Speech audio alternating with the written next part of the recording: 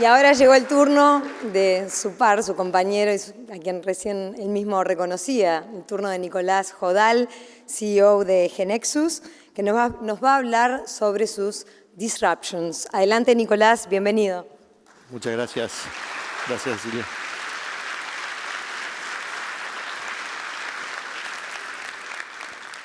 Muchas gracias, amigos. Bienvenidos.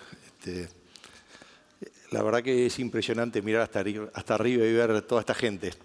Bueno, yo hoy quería, en vez de hablar de GeneXus, yo les quiero contar, esto es lo que llamamos hace algunos años, Brogan inventó el nombre de llamar la charla deportiva. Es una charla donde yo no pretendo contar cosas de GeneXus, sino contar temas que me parece que son importantes para la comunidad GeneXus. Y siempre, digamos, a lo largo de todo este tiempo, siempre lo único que pretendo es dejarlos pensando. No pretendo estar en lo correcto. Es más, ojalá que piensen que estoy equivocado, digamos, pero lo que quiero es dejarlos pensando.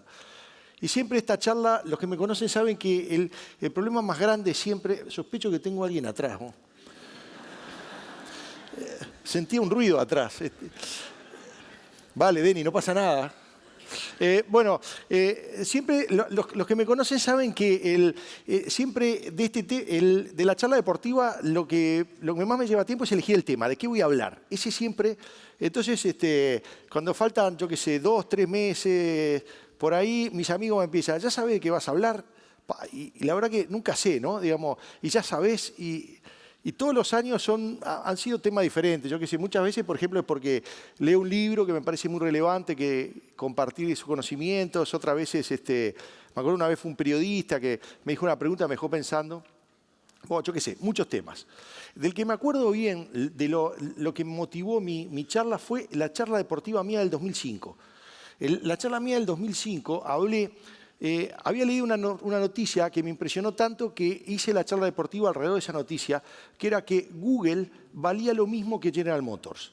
Es decir, en el año 2005 el valor de mercado de Google había alcanzado a General Motors y había una especie ¿cómo se llama? El mundo perdió el equilibrio, el universo perdió el equilibrio porque no puede ser que una compañía que fabrica autos reales valga lo mismo que una compañía que haga Google, ¿no? Que hacía Google, que no sabía ni lo que era en ese momento. Así que hice la charla esa y nunca pretendí saber si estaba bien el valor del mercado o no. De hecho, digamos, esas cosas para mí solo el tiempo las puede dar. Y hoy sabemos, digamos, en el 2015, el valor de Google ya no vale lo mismo que General Motors. ¿Saben cuánto vale respecto a General Motors? 10 veces más.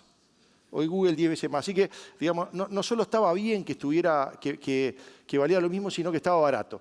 Entonces, bueno, ese fue el tema en el 2005. Y entonces, cuando este año veo este tweet, dije, bueno, tengo el tema, ¿no? El tweet lo que dice acá es increíble. Dice, Uber vale lo mismo que ¿quién? Que General Motors. Y explica que que fabrica autos, cuántos millones, no puede ser, ¿no? Así que en el 2005 hablé de la compañía que lo comparaba con General Motors, que fue Google. Hoy voy a hablar de Uber, que es la compañía que compara con General Motors, y en el 2025 tengo la próxima charla también, ¿no? Así que, y voy a seguir lo mismo, la misma idea que seguí en el 2005, es decir, lo último, no voy a hacer ningún comentario respecto al valor, si está barato o no, vamos a ver con el tiempo si eso es verdad o no. Así que el nombre que le puse a la charla se llama Disrupciones, le puse parte 1 por si no se me ocurre nada para el año que viene, le pongo parte 2 y sigo andando, ¿no? Pero, y lo que pretendo hacer es tratar de comprender cuál es el fenómeno de Uber. Y para tratar de comprender un fenómeno tan complejo como lo que es Uber, quiero seguir un consejo de mi profesor de química de la época del liceo, el profesor Raúl Coe. Raúl me decía, mira, dice, al cerebro humano no le gusta tener fenómenos que no comprende. Se siente incómodo, necesita de alguna manera rápidamente encontrar una explicación. Así que muchas veces nuestro propio cerebro nos hace una trampa y ante un fenómeno que no comprendemos, ¡pum!, rápidamente le encontramos una explicación para quedarnos tranquilos. Pero nunca chequeamos si esa explicación es la correcta o no. Así que decía, no hagas ese camino, no sigas el camino fácil. Y me contaba una historia, me contaba la historia de la astronomía, ¿no? En la astronomía, desde tiempos inmemoriales, siempre hubo tremendo problema para saber el movimiento de los planetas, ¿no? Cuándo aparecían, dónde estaban. Y hubo muchas teorías, muchos modelos, pero siempre había problemas. Siempre había un planeta que aparecía en un lugar que no correspondía. No se entendía bien las cosas.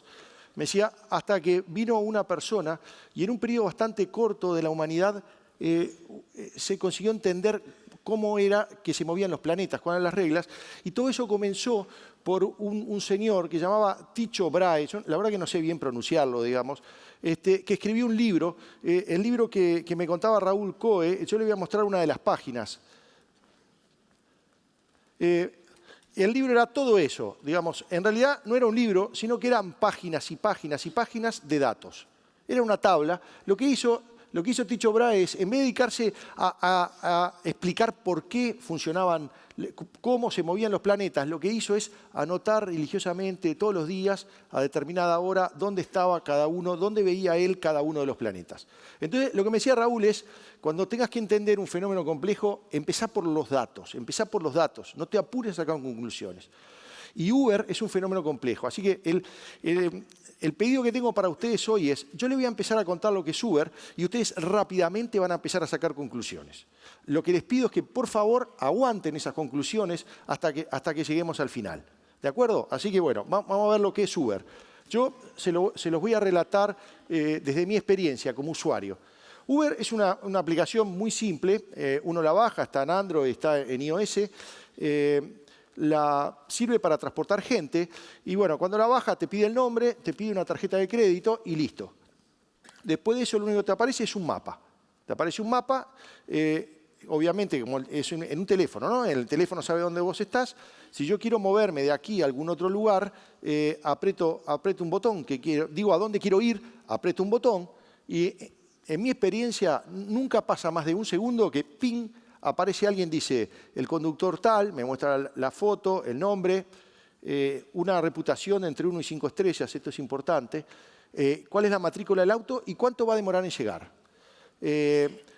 Cuando falta un minuto me dice, bajá, que el auto ya llegó, ya está llegando. Cuando llego, me subo al auto, le digo, hola José, porque yo ya sabía el nombre, la persona me dice, hola Nicolás, me subo. No le tengo que decir a dónde voy, porque la aplicación ya se lo había dicho. Viajo, llego a algún lugar, me dice, llegamos, le digo, gracias José, me levanto y me voy. No pago, no hago absolutamente nada. 1, 2 o 3 minutos después me llega una notificación y me dice, su viaje salió tantos dólares, normalmente es un poco más barato que un taxi, pero no tiene por qué. Me dice, sale tanto y me da para calificar al conductor entre 1 y 5 estrellas. Lo califico entre 1 y 5, ping, le doy, y eso es la aplicación, y eso es Uber. Eso es de lo que les voy a contar hoy. Ahora déjenme contarles algunos detalles que hay por detrás que son interesantes y que hacen la diferencia. La primera es, casi todos los conductores de Uber no son profesionales, es decir, no se dedican a hacer Uber. Una de las cosas interesantes es que la gente habla de Uber como un verbo, ¿no? Estoy haciendo un Uber, lo dice, estoy haciendo Uber, dicen los conductores cuando diciendo que están trabajando para Uber. Entonces, me acuerdo, por ejemplo, uno de los primeros conductores que me subí, le digo, ¿de qué trabajás? Me dice, ¿viste los aviones? Sí. Le digo, ¿viste cuando llegan que hay un flaco con una banderita? Dice, ese soy yo. Bien, le digo. Y me dice, ¿qué haces con Uber? Dice, no, lo que pasa es que era un muchacho joven, dice, a mí me gusta salir de noche, dice, y entonces yo sé que Uber me paga los jueves de tarde. Por cada viaje, esos $8 que le decía, Uber te paga el 80% y 20%, no, perdón, sí, 80% para el conductor y 20% se lo queda a Uber. Dice, yo trabajo los martes de tarde, los miércoles de tarde, el jueves de tarde me paga Uber y salgo el jueves de noche, el viernes de mañana no tengo un peso.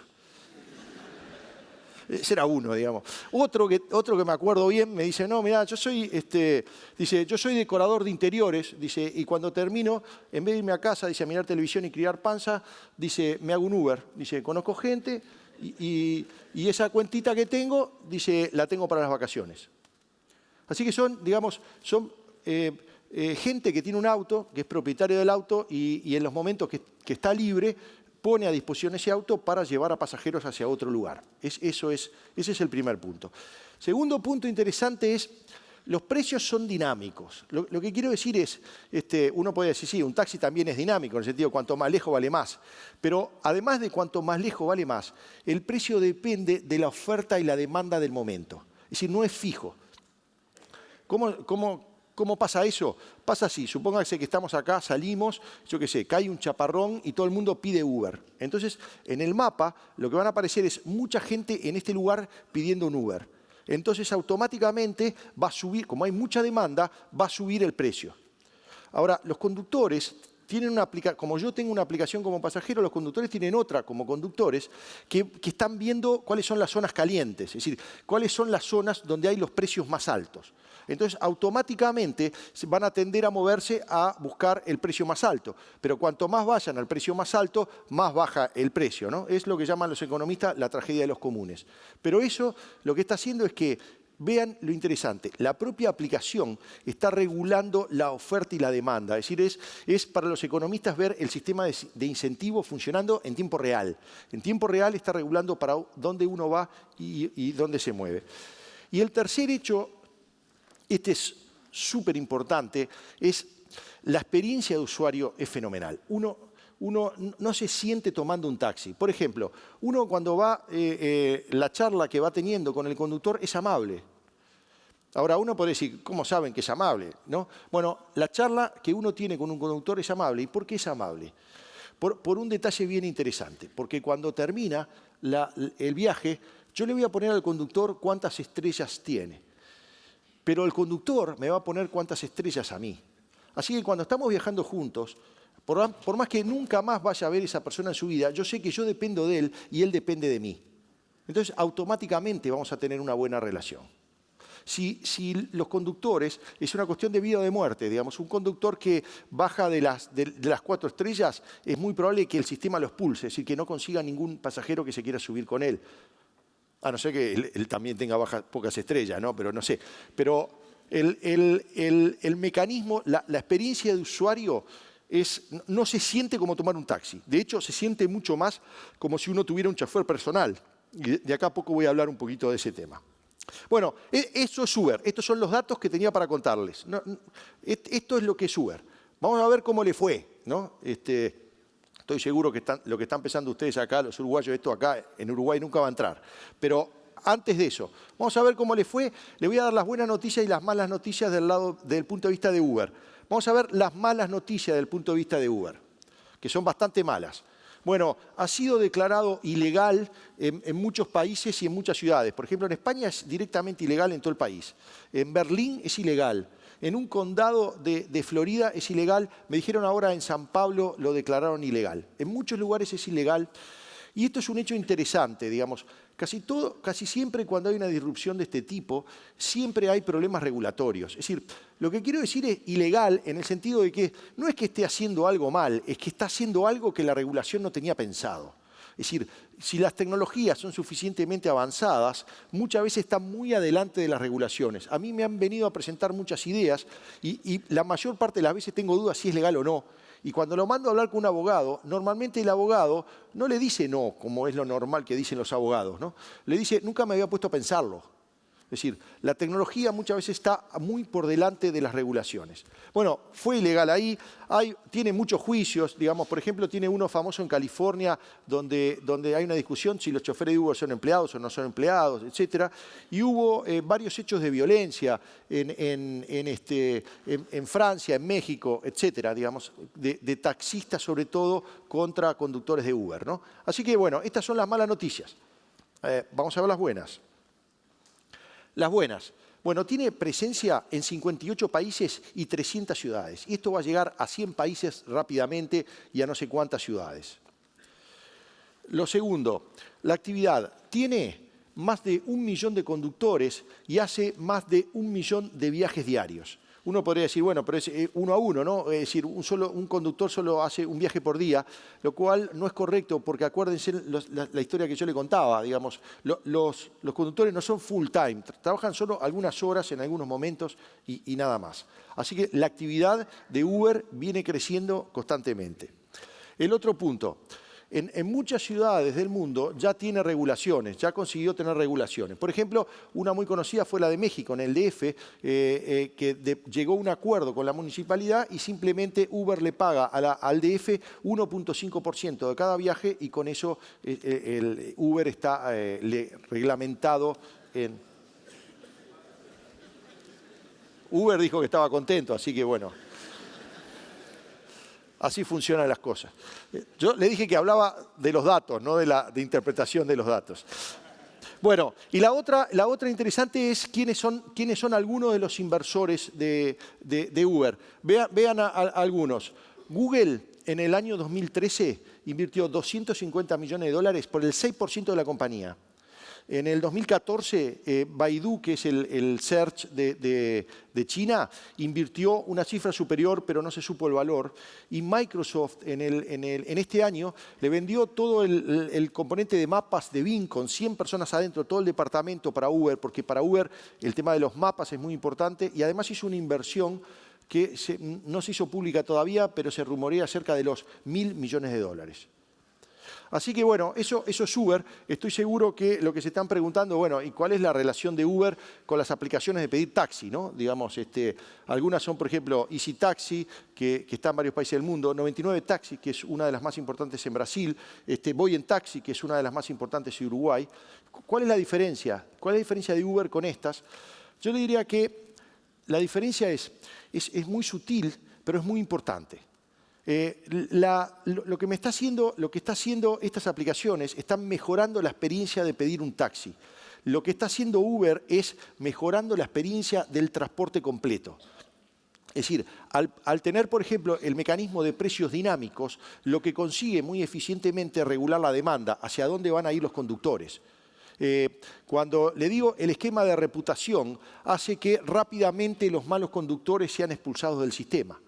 Así que, digamos, el mecanismo de la experiencia de usuario es muy superior en aplicaciones como Uber que en las aplicaciones solo de pedir taxi, que por supuesto son muy buenas y es mucho mejor de los mecanismos que había antes, ¿no? Pero para que vean la importancia que tiene la experiencia de usuario, hay otro competidor de Uber que se llama Lyft. Que es exactamente lo mismo que Uber, es decir, el mismo cuento, todo lo mismo que les acabo de contar, y la forma que tiene de diferenciarse es por la experiencia de usuario. Entonces dice, Uber es como si tuvieras un chofer personal, y Lyft es como si tuvieras un amigo que te lleva. Dice, ¿cuál es la diferencia, no? Bueno, si tenés un chofer, ¿dónde te sentás? Atrás, ¿no? Si tenés un amigo, adelante. Entonces, con Uber te sentás atrás, con Lyft te sentás adelante. Es decir que... Es sutil, pero es importante. Porque fundamentalmente lo que está regulando, vean que la competencia es en la experiencia de usuario. La competencia es en la experiencia de usuario. Ahora, en el fondo, lo que está haciendo Uber o Lyft o todas estas compañías, lo que están haciendo es disponibilizando un recurso que tenía alguien que era el dueño del auto, lo están disponibilizando para que en los ratos que está libre ese recurso, poderlo compartir con otros. Eso lo hizo Uber con un auto, pero eso se puede hacer con cualquier otro recurso. Entonces hay una compañía que se llama Airbnb que hace exactamente lo mismo, con un modelo muy similar, pero en vez de hacerlo con autos, lo hace con el cuarto de mi casa. Si yo en mi casa tengo un cuarto que me sobra y lo quiero alquilar, hago el mismo mecanismo de Uber, es decir, lo pongo en Airbnb, yo voy a tener una reputación, va a venir alguien que tiene otra reputación, etcétera, tiene precios variables, etcétera, etcétera. Airbnb entonces está haciendo lo mismo que Uber, pero en el mundo del alojamiento. Es una compañía muchísimo menos conflictiva que Uber. Digamos. Yo no sé si es porque Airbnb está en un área menos regulada o porque la cultura de Uber es una cultura bastante, digamos, combativa. el asunto que, por ejemplo, Airbnb sí, por supuesto, ya está en Uruguay. El otro día decía que por lo menos hay unos 2.500 cuartos regularmente ofrecidos, cuartos o apartamentos, ¿no? 2.500 cuartos regularmente ofrecidos en Uruguay. Y el año pasado, no, perdón, en este verano boreal, Airbnb ya dijo que ya lleva 17 millones de reservas hechas. Es decir, es también algo que se ha expandido de forma brutal. Y bueno, así como tenemos Airbnb para autos, Uber y Lyft y BlaBlaCar, etcétera, y tenemos Airbnb, así hemos tenido lo que se llama la sharing economy. Entonces, todo este tipo de compañías están agrupadas en una categoría que se llama la sharing economy y que si vemos en un mapa mundial, vean algunas de las ejemplos que hay. Traje este mapa a propósito porque me llama la atención y me molesta que no haya nada en Latinoamérica. Así que ojalá que esta presentación les sirva de trigger a alguno de ustedes para inventar alguna de estas cosas alguna startups o un disruptor en la sharing economy. Bueno, entonces estos son los datos que yo le quería traer, ¿de acuerdo? Y eso me lleva a mi amigo Raúl Coe, a mi profesor de química, que me seguía contando la historia. Dice, mirá, lo interesante, después de Tycho Brahe, que escribió un libro,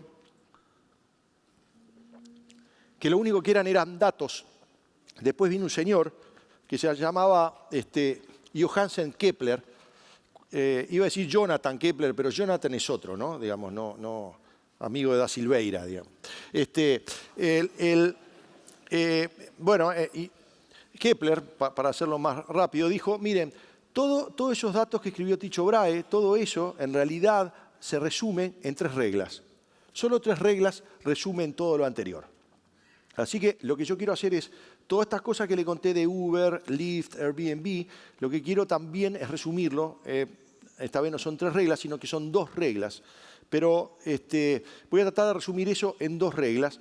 Y el que me ayudó en eso es un señor que se llama Ben Thompson. Yo llegué a Ben Thompson por Marcos Vejeres de De la Roble Asociado. No sé si está acá, lo quiero invitar al escenario en este momento. No, era una broma, no se asuste Marcos si está por ahí.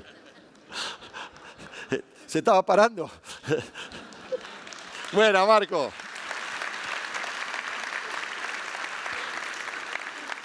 No, te quiero evitar un infarto, por eso.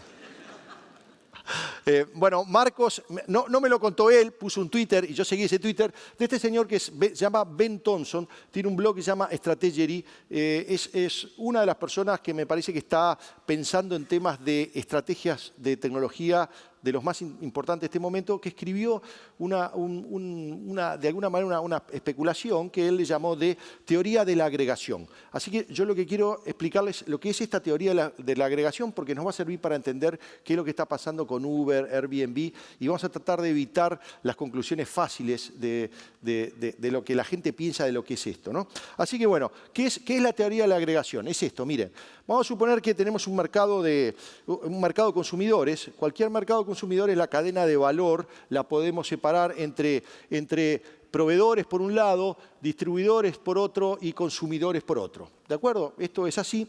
Y lo que se sabe, y esto es bien claro, hay 2 maneras de hacer dinero en este mercado. La primera es tener lo que se llama un monopolio horizontal. O yo soy soy el proveedor único o soy el distribuidor único. Esa es una regla, con eso uno gana dinero. La otra posibilidad, cuando uno no puede tener monopolio, es ser el que mejor se integra a alguno de estos 2 componentes. El que está integrado de forma vertical entre estos 2 componentes es el que gana más dinero. Ahora, vamos a suponer este caso en la época pre-Internet. No teníamos Internet. Si no tenemos Internet, vean una cosa. Por un lado tenemos mucho más consumidores que proveedores. Y contactarnos con cada uno de ellos nos sale dinero. Nos cuesta contactarnos. Así que si por cada contacto nos va a salir dinero, mi negocio es contactarme por el lado que hay menos, no por el lado que hay más. Por lo tanto, y eso es bien sabido, todos los distribuidores en la época pre-Internet que tenían éxito estaban integrados en lo que se llama hacia atrás, estaban integrados desde el distribuidor hacia el proveedor. ¿Qué es lo que quiere decir eso? Lo que quiere decir es que si uno, para tener éxito y era un distribuidor, tiene que tener las relaciones con los proveedores son estratégicas. El que tiene los mejores proveedores y consigue tener productos buenos, bonitos y baratos, los consumidores van a aparecer. Entonces, la experiencia de usuario pasa a segundo plano. La preocupación de un distribuidor es conectarse con los proveedores. De hecho, cuando un distribuidor viaja a un país donde se va a encontrar con proveedores, lo último que va a querer hacer es, si va con otro distribuidor, decirle a quién va a visitar. Es secreto eso, porque las relaciones son estratégicas. ¿De acuerdo? Así que esa es la forma tradicional, integrarse desde el distribuidor hacia el proveedor. ¿Qué pasa cuando viene Internet? Digamos, cuando viene Internet, el costo, los economistas le llaman costo transaccional, pero el costo de comunicarme uno con otro pasa a ser cero o se acerca a cero. Entonces, abre la oportunidad de un nuevo tipo de jugador, un nuevo tipo de distribuidor, que lo que hace es, en vez de integrarse con los proveedores, se va a integrar con los consumidores o los usuarios. Por eso viene la teoría de la agregación. Son distribuidores que agregan consumidores. Lo que tienen es consumidores. Si uno dice, si yo consigo tener muchos consumidores, entonces los proveedores van a aparecer. Al revés de lo anterior. Lo anterior era, si yo tengo un producto bueno, bonito y barato, los consumidores aparecen. Y en este lo que está diciendo es, si yo tengo muchísimos consumidores detrás mío, los proveedores van a aparecer. ¿De acuerdo? Entonces, esto causa una disrupción en el mercado. Esto causa que entra un nuevo jugador que comienza a jugar con reglas totalmente diferentes. En el anterior, las relaciones con los proveedores eran estratégicas. En este nuevo mundo, la experiencia de usuario es estratégica. Es decir, que está jugando al revés. Ahora, ¿qué es lo que pasa cuando en un mercado viene una disrupción de este tipo? Cuando viene un jugador y juega con reglas totalmente diferentes. Bueno, ahí viene la segunda regla que les quería contar, de un señor que se llama Clay Christensen, que hizo una regla, pomposa el nombre, que dice la ley de conservación de las ganancias atractivas. El nombre es medio pomposo, pero lo que quiere decir es esto. Cuando viene este nuevo jugador que le está cambiando la regla de juego, los incumbentes, es decir, incumbentes se refiere a los que dominaban el mercado anteriormente, van a ver que sus ganancias van a caer. Pero esas ganancias que caen no quiere decir que desaparecen. Alguien se las lleva. Por eso que se conserva la ganancia atractiva. Y se conserva normalmente en un lugar adyacente. Por ejemplo, el caso típico fue la fabricación de computadoras. Cuando fabricar un computador era una cosa muy difícil, los que ganaban dinero eran los fabricantes de los computadores.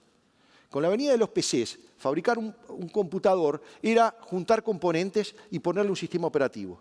Así que los que fabricaban hardware vieron disminuir sus ganancias rápidamente. ¿Pero a dónde fueron esas ganancias? Al fabricante de sistemas operativos y al fabricante de los módulos con los cuales se armaban los componentes con los cuales se armaban los computadores. ¿De acuerdo? Entonces, esa es la ley de conservación de las ganancias atractivas. Cuando entra un nuevo jugador, las ganancias se mueven hacia otro lugar. Vean cómo funciona exactamente esto en el caso de Airbnb. Vamos a verlo, cómo a través de estas reglas podemos ver lo que les conté de una manera totalmente diferente. Miren, vamos a suponer los hoteles, antes de Internet. Los hoteles querían conseguir pasajeros. ¿Cómo conseguían eso? Bien, tenían integrado la propiedad y la confianza, ¿no? Uno de los problemas de un hotel, si yo me voy a quedar a dormir, tengo que confiar que voy a dormir en un lugar confiable. Entonces, ¿qué hacían? Construían un lugar donde ponían todos los cuartos vacíos todos juntos y le ponían en la puerta, le ponían un sello de que era una cadena conocida. Entonces, uno confiaba en esa cadena, iba a ese lugar. Eso estaba integrado, ¿no? ¿Qué estaba tercerizado? El mecanismo de reservas. El mecanismo de reservas estaba tercerizado. ¿Qué es lo que pasa cuando viene Airbnb? ¿Cuál fue la jugada? Vamos a ver. Rearma este puzzle de una manera totalmente diferente. Lo que hace es, otra vez, también tenemos pasajeros, huéspedes, perdón, y junta la confianza, la transforma en digital. La confianza no era digital, la transforma en digital. ¿Cómo transforma Airbnb la confianza en digital? Con el mecanismo doble de reputación que les comenté al comienzo. Junta, integra la jugada de otra manera. La confianza, que ahora la hizo en digital, con el sistema de reservas. Con eso lo que consigue es que comoditiza la propiedad. Es decir, ya no es necesario hacer un edificio todo junto para meter adentro los cuartos vacíos. Cualquier apartamento, cualquier cuarto de mi casa sirve. ¿Por qué? Porque el mecanismo de confianza, el mecanismo de reserva está en el otro lugar. Esto, lo que quiere decir, el nombre que le voy a poner esto es que comoditizó al incumbente. Lo que hizo es una tarea estratégica del incumbente, que era tener los cuartos vacíos todos juntos, lo comoditizó, lo modularizó. Y ahora cualquiera puede tener cualquier cuarto vacío sirve, no solo los que están todos juntos. ¿De acuerdo? Esto es comoditizar el incumbente y esto es lo que está pasando con Airbnb y si quieren se lo muestro con Uber también. Vamos con Uber. Antes de Internet teníamos los pasajeros, tenemos los autos que estaban integrados con el sistema de despacho, ¿de acuerdo? Y lo que estaba tercerizado era el mecanismo de reserva y de pago. ¿Qué hizo Uber? Jugó el componente de otra manera, ¿no? Lo cambió un poquito, ¿no? ¿Cómo lo cambió? Lo que hizo es, el sistema de despacho lo integró con el sistema de pedir y de pagos y con eso consiguió que los autos sean comoditizados. Cualquier auto sirve. ¿De acuerdo? Entonces, vean, no es que se digitalizó el auto sigue siendo físico. Lo que consiguieron digitalizar, lo que consiguieron transformar a software es el sistema de confianza. ¿De acuerdo? Y ese fue el cambio y esto es lo que hace que los incumbentes rápidamente pierdan su ganancia y vayan a parar a estas nuevas compañías. Esto que, digamos, es lo que se llama la Sharing Economy, en realidad, si lo vemos con esta teoría de la agregación, pasa exactamente lo mismo con el e-commerce, con las search y demás. Por ejemplo, tomen el e-commerce. ¿Qué hizo un market maker como Mercado Libre? Bueno, también lo que hizo es juntar la confianza con el mecanismo de matchmaking con los usuarios y hizo que cualquiera pudiera ser un proveedor. Los proveedores, que antes eran estratégicos y de alguna manera casi hasta secretos, como un matchmaker como Mercado Libre, simplemente cualquiera puede ser un proveedor. Así que esto no solo está pasando en lo que se llama la sharing economy, sino que está pasando en todas estas lugares como el search, social network, etc. Y esto me llega a explicar, ahora podemos explicar mucho más claro, esto seguramente casi todos ustedes lo vieron hace poco en Twitter, digamos, que alguien que decía, algo raro está pasando, dice, porque vean, dice, Uber es la compañía más grande de taxi y no tiene ni un taxi. Dice, Facebook es la compañía más grande de contenidos, ¿tá? Y no le paga a nadie por el contenido. Alibaba es un retailer que no tiene inventario, ¿no? Y, bueno, y Airbnb decía lo mismo también con el tema de los cuartos. Y decía, algo raro está pasando. Bueno, ahora sabemos exactamente lo que está pasando. Lo que está pasando es que cada uno de estos disruptores en cada uno de estos mercados lo que hicieron es comoditizaron al incumbente. Lo que hicieron es transformar una tarea que era sustancial del incumbente, que era estratégica, la convirtieron en irrelevante. Y eso es lo que está pasando. Y eso me lleva, me hace volver a la historia de Raúl Coe, que me decía, en astronomía pasa algo mucho más interesante todavía, porque ya le decía, estaba Tycho Brahe, que escribió las tablas, estaba Kepler, que escribió 3 reglas, pero después viene otro señor que se llamaba Isaac Newton, que dijo, en realidad, las 3 leyes de Kepler son un caso particular de una ley que le llamó Ley de Gravitación Universal, que no solo me explica lo que pasa con los planetas, sino que también me explica que cuando tengo una manzana y la suelto, cómo va a caer. Era una teoría todavía más general. Así que quiero presentarles al Isaac Newton de mi historia de hoy, que es este señor de acá, que se llama Mark Andreessen. Sé lo que están pensando, ¿no? Qué cabeza de cono que tiene. Parece que lo cargan bastante al hombre, pero con ese tema, pero para los que no lo conocen, es uno de los fundadores, es un personaje mítico de Silicon Valley, es uno de los fundadores de Netscape y es uno de los capitalistas de riesgo más exitosos del momento, fue de los que vendió WhatsApp a Facebook, etcétera, etcétera. Es un gran provocador y en el 2011 escribió un artículo en el Wall Street Journal que es justamente lo que sería para en mi caso la ley de gravitación universal o la regla que explica todo esto que está pasando, que es que decía que por qué el software se está comiendo el mundo. Es decir, todo esto que le estoy contando está pasando porque el software se está comiendo al mundo. Después que vino, como es un provocador, este artículo era para provocar a la gente. Después de esto, lo que vino es un artículo de la CM que decía las empresas tienen que ser responsive. es decir, tienen que responder a lo que está pasando y la mejor forma que se quedan responsive es que sean empresas de software. Pero también la CM es gente de software, así que dentro de todo somos gente del palo, estamos hablando todo lo mismo, no estamos creando trabajo a nosotros mismos, ¿no? Digamos. Un poquito de autobombo. El tema es cuando este año este señor, que se llama Francisco González, presidente del BBVA, dijo que en el futuro el BBVA tiene que ser una empresa de software. Y esto es lo que está definiendo lo que está pasando, digamos, que es el software está invadiendo el mundo. Y esto explica por qué, digamos, estas disrupciones que estamos teniendo, digamos, disrupciones que están, no sé, en la prensa, que ya la vimos, en el transporte, en los hoteles, en el comercio, etcétera, etcétera.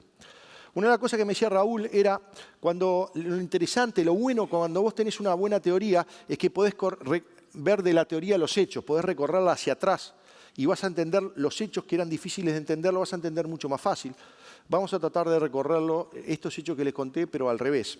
Y entonces, lo que está pasando es que el software se está comiendo al mundo. Como el software se está comiendo al mundo, lo que vamos a tener es disrupciones en muchísimas industrias, en muchas industrias.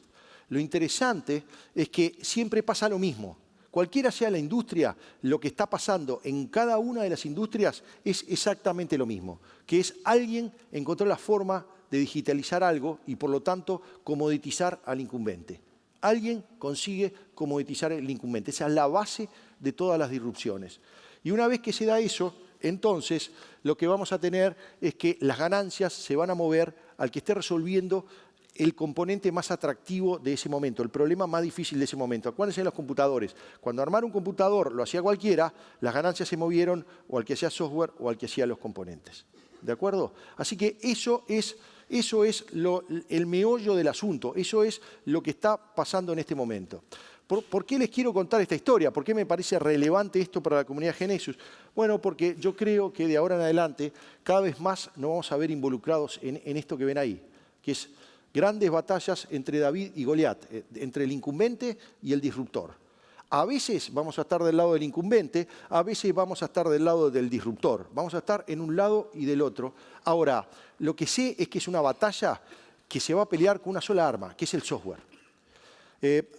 Hay muchos incumbentes que piensan que la batalla se va a pelear en el lado de las regulaciones. Entonces dice, bueno, Uber tiene éxito porque no está regulada, vamos a conseguir que sea regulada, ahí va a parar el éxito. Y yo creo que no es así. Yo creo que está bien que sean reguladas, está bien que paguen impuestos. Yo pago impuestos, así que quiero que todo el mundo pague impuestos.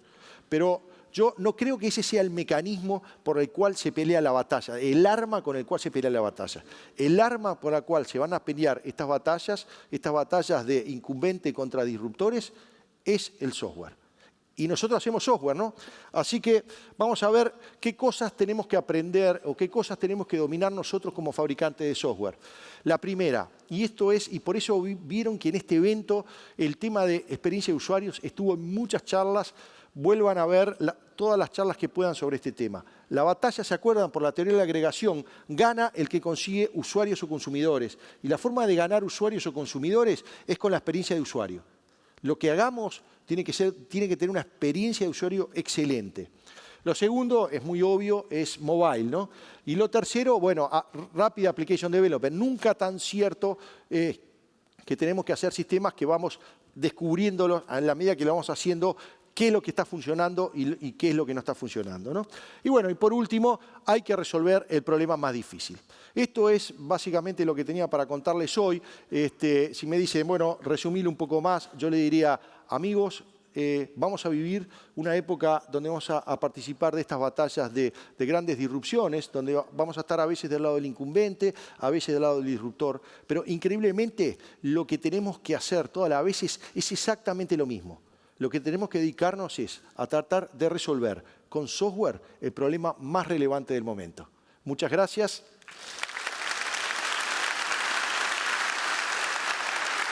Quiero dedicar esta presentación a mi profesor Raúl Coe. Muchas gracias.